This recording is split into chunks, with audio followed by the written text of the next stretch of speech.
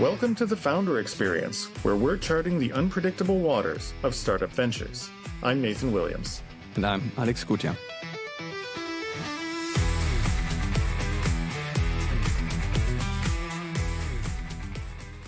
So at the beginning of the pandemic, one major shift happened in my company is that we went from having an office where we all worked together. And whenever I met a client, I would travel across the city to meet them, to a situation where everything was remote. And what happened with the remote work is that every meeting became an online meeting. And so instead of having one client meeting in a day or maybe two, I would have 5 or 6 or 7, and it would just be chock-a-block, one meeting after the other. Back to back, yeah. See. And I didn't have any time to think. And the thing is, the pace I found of business has really increased in the past few years to the point where we have to make split-second decisions without nearly the same amount of information available. And everything is depending on it because there's no time to sit and reflect. So I've been thinking recently about different ways and coping strategies I've had over the past while, but I wanted to ask you, Alex, how do you reflect as a founder and take this space to process what you've been going through in the business? Oh man, it's a mixture of things, I'd say. So there's journaling, which I'm not very consistent, but I don't force myself to be consistent about it, and I'm not even consistent about the medium. So I write digitally in a digital journal. I write in a paper. Like I always have that here, like a paper journal, because this will never go away. I still love writing on paper. And I use whatever, I always have them with me, right? Either using my phone or the paperback. And I like just taking notes the way I want in the moment. And I do it whenever there's something that I know I need to work through business-wise or personal topics that I just want to explore, right? And there's also something that I've said before. I have to get it out of my head in order to see clearly, see structure, and see, okay, how should I proceed from where I am? And I usually like to do this all by myself, like uninterrupted, ideally knowing I cannot be reached over a weekend or something, just going out in nature. This is one thing. And then, of course, talking, like as we do, right? Just something that we could potentially explore together, getting a different view. But it also takes time, and you have to be kind of deliberate here, right? And then third thing, and we can just navigate from there, is having a set of questions that you can revisit regularly, right? Something that you think through on a every now and then see, okay, how does my answer change over time, and what does that tell me actually? What are you doing? It's funny you should mention that. There was a book back, I read it maybe when I was about 20 years old, so a long time ago when dinosaurs roamed the earth. And it was called The Artist's Way by Julia Cameron. And she used to be married to Martin Scorsese. Yeah. It was a very interesting approach to sort of like a self-help type book, but more about creativity. And in that book, she outlined a couple of things that I think that were really relevant with what you said. The first was she treats creativity as a series of images in a well. And the well is a last in, first out structure, like a stack. So if you don't take out images from this well, the good ones below it will be buried forever. And so you have to create and get ideas out into the world, and even the bad ones, in order to get the good ones out.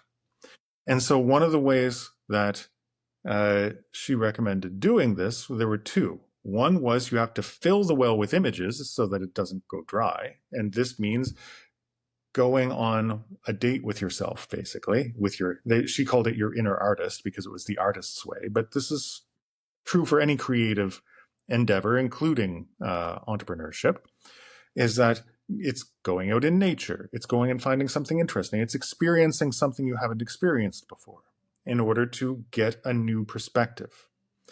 And then the second thing was journaling. And this approach to journaling is still an approach that I use much more sporadically now, but I still use it today, which is is quantity over quality. Yeah. It's filling 3 pages to get thoughts out and to get them moving so they're not rattling around in your head. And I find when I feel most stuck, first of all, for me, it can't be digital. It has to be pen and paper. It's a very it's like a muscle memory exercise thing. It's the act of writing something down puts it out into the world. And the other thing is, I have never felt the need to review any of my journaling, ever. Oh yeah. I've never felt the need to. I've tried, but it's a lot of it is stream of consciousness. It's, for me, journaling or even taking notes in a meeting, like, it's very important for me to physically take the note, but I never feel the need to review it because it's the act of going through it that clears it and structures it in my head. And that's why. Sorry, I love that because that's an important point, right? Capturing and then reading. I always think, oh, I'm going to read this at some point, but I usually never do. So I try to have these annual kind of reviews, right, where people tell you, look, it's a new year, let's clean out the closet, just let's see what we did last year. And then it's like, wow, that's so boring. I don't want to read all of that again. It's just the process of writing it out in the moment is what gives me most of the leverage, right? Everything else, then I usually don't review. So I find this interesting that you're similar here. What's that TV host, Mary Kondo, who did the cleaning, and she said, if it doesn't spark joy, you throw it out. I feel like journaling for me is house cleaning, and it's throwing out. It's not anything other than throwing out thoughts that don't necessarily need to be here. And I now that you said it, I never thought about it explicitly, but the reason I have this gap between the analog world and the digital space is like, I keep thinking digital, it's there. I have backups. I can read it. I can search it. But then again, I never do it, right? So I could use as well like paperback only and then just throw them away at the end of the year and be perfectly fine, right? This is such an unlock right now. It's a little bit like overcoming hoarder mentality, right? Yeah. Hoarders, they're afraid of throwing things away, and so they keep it in the house. Well, we're mental hoarders. We keep everything in our brain. Yes. And by writing it down or by storing it somewhere outside of your brain, it's like, oh, it's okay. Hasn't gone away. You're not going to lose it. And then later you can throw it away because you haven't looked at it in a year. Yeah. Yeah, true. And right? It's overcoming hoarding. It is. And I also like the example with the well and the images, and that you have to process everything in the queue first. And another example, what helps me, not necessarily just writing, is I'm not doing this right now, and I don't want to sound like anyone else doing these kind of things, but I tried meditation, like 1 hour long meditation. And the reason I did it is because you have this monkey mind, right? Where you get started and you just close your eyes, you take a breath, and then it's like, okay, did I check my email? Did I do this? Did I do that? And what I found when I've done this, and this has been like 2 years ago, so when I've done it for an hour, the first 20 minutes are just thinking through stuff. And then I always got to because then it's getting boring, right? You just process everything on top of the list, like, and then it's like, okay, what am I going to do the next 40 minutes? And then I realized, okay, now I had the calmness, if you want, to think about stuff. And I always allowed myself to think, right? I wasn't like, oh, I shouldn't think, I should just focus on the breath. No, I was just processing stuff, and that was fine for me. And then I always got to deeper issues that I then had the capacity to think through, and that worked surprisingly well. I just stopped it because of the time commitment. Yeah, I tried meditation before. It never worked for me. I was never very good at it. What worked for me was exercise. That too. That worked very well for me. Just part of it, like I find that there are certain activities that can be meditative. Meditative. Is that a word? Meditative. Yes.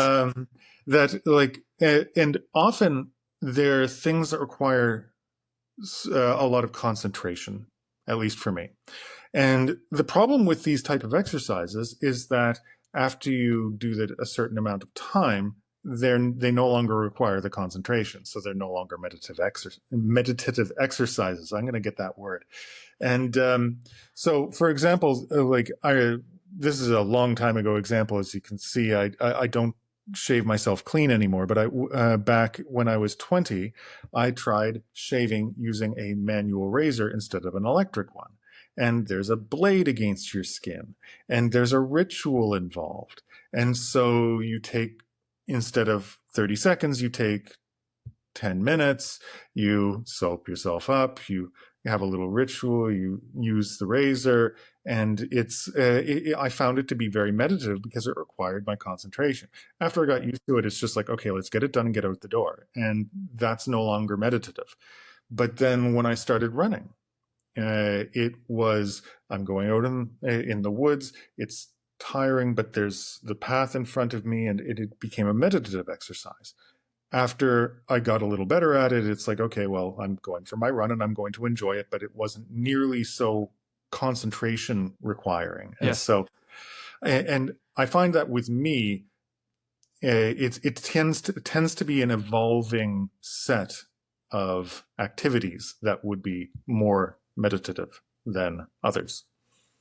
Yeah, I have this. I can relate to this. So for me, this happens when I go swimming like just going out there and then just going back and forth in the pool.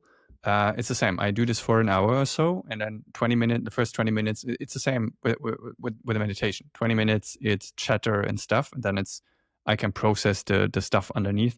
So swimming works well for me, and running, it's the same. It's because it's so, I don't want to say it's boring, but I can zoom out more easily when I'm running. So these two are really helpful there. But I mean that's mostly on a personal level, right? How you as a founder reflect and see the direction which is going. But I'm also curious on a company level, how do you tackle this? Are there do you have certain, like, I don't know what you want to call them, like strategy meetings, like regular meetings or gatherings with other people where we reflect together, or is this mostly a single activity for you? I find for me, group meetings tend to be more brainstorming sessions where ideas come out. And I find for me that the reflective sessions tend to be solo.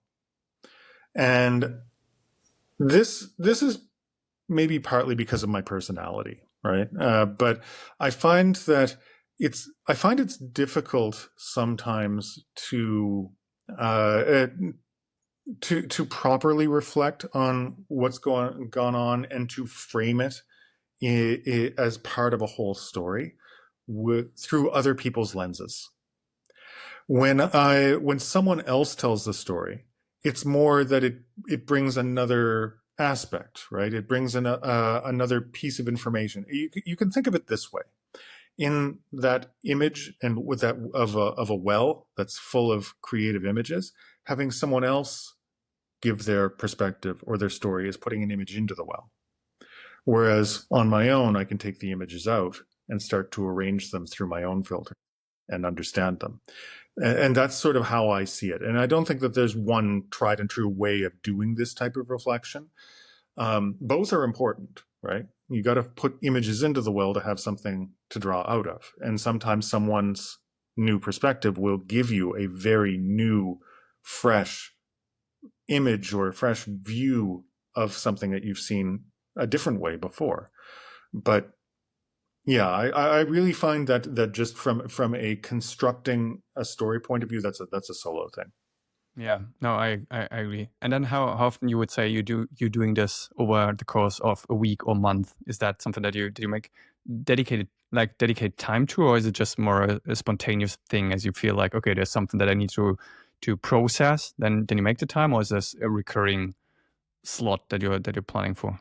Funny, as you say this, I don't tend to plan it out. I'm always trying to think of the story of my company. I'm always trying to think, how do I understand it better? What's working? Like, it's an ongoing process. And for me, one of the things that I think that has helped a lot has been to carve out time, but I don't carve out time to reflect. I carve out time to exercise.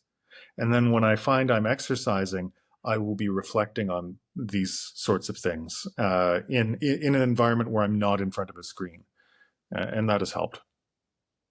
Yeah, this is this is an important kind of condition for doing this at all, right? Just making sure, like making sure there are no interruptions whatsoever, no screens, etc. Because that's like I realize that even if it's nearby, if I have the phone, like if I go out, I usually just take the paperback notebook when I take these notes, and I don't even have the phone with me, right? Usually people know, okay, I'm gone for an hour or so, because I know just ability to check or getting distracted, that takes away from the reflection already. What I've found in my experience is that with any of these reflection structures that you can get, any of the self-help books, any of the tools that people can give you, they're all maybe a little different, but they're not that different. They're just ways of thinking through or processing thoughts. And the important part isn't how anyone does it, or you find one that works for you. The important part is that you have one, is that you're doing something to reflect, that you're not ignoring the past, that you're finding ways to take stock of what is the state of my company, of my mental health, of my life, and where is it now? Where do I want it to be? What have we learned from before, and how can we improve tomorrow? And no matter what that structure is, as long as you have a structure, it's better than having no structure. Yeah, that's true. Are there any particular questions that you're using? Anything as a guiding? I don't want to say guiding star, but like anything to guide you in the right direction of your thinking, or is it just really freestyle? For me, it's honestly, it's freestyle. I will go through phases. And what I find is that if I'm stuck somewhere, I'll be stuck on a problem I'm thinking through or something. And then it's usually when I just try anything new that a new question or a new way of looking at things will pop up. And for example, I had been stuck a couple of years ago on how to hire the right person and how to grow. And I tried a few things. I'd hired poorly. I didn't have any good resources available to me at the time for how to look for the right person, or even how to define clearly who I was looking for to hire to help me. And then I was during one of my mornings where I had my coffee, I pulled a book off my shelf that had been there for a long time that I'd never opened. That was a gift from a friend, which was How to hire. How to Hire. No, it was the Ben Horowitz book. I've forgotten what it's called The right now. hard thing about hard things, or that's the one. That's the one. And the whole last section of it is how to hire people. Right? Like it's like they have a whole appendix in that book on how questions to ask and things to look for when hiring. And that it's not like that was the only roadmap, but it started spurring questions that I never thought to ask. And knowing the right questions is as important as knowing the answers in a lot of these cases. Yeah, this is something, and I can prepare that for next time if that's interesting. But this is something that I spend a lot of time thinking about, like what are the questions that I should be asking, right? Because it's like this really improves my thinking if I know, okay, I need to work through a set of questions. So I have an open document where I just keep adding questions as I see them. I mostly stole them from other successful people, I have to say, but they work pretty well. And then try to not really consistent, but just pick a couple of questions and go through them and revisit them every now and then to just give a little bit of structure in the thought process. This is a great callback to the earlier part of this conversation where I was talking about The Artist's Way. There was another book I read around the same time because maybe I thought I was going to be an artist at that time in my life. I don't know. But it was called Drawing on the Right-Hand Side of the Brain. And that book was all about how we are used to seeing things as symbols of what they are. And learning to draw is about learning to draw, to put down lines exactly what you see instead of the symbols they represent. And the exercises they make you go through in order to do that involve putting the image upside down or trying to draw only the negative space. The questions we ask are the negative space. We always want to jump into the answers, which are the positive space. But when we jump too quickly to finding an answer, we get the symbol of what the problem represents. We don't necessarily have a full understanding of the problem. And one way I like to explain this is that in a very quick, easy to remember image is that salesmen have answers, but experts know the questions. They know the problem. I would put it exactly that way. Look at the negative space. Learn to draw the negative space. Learn what you don't know.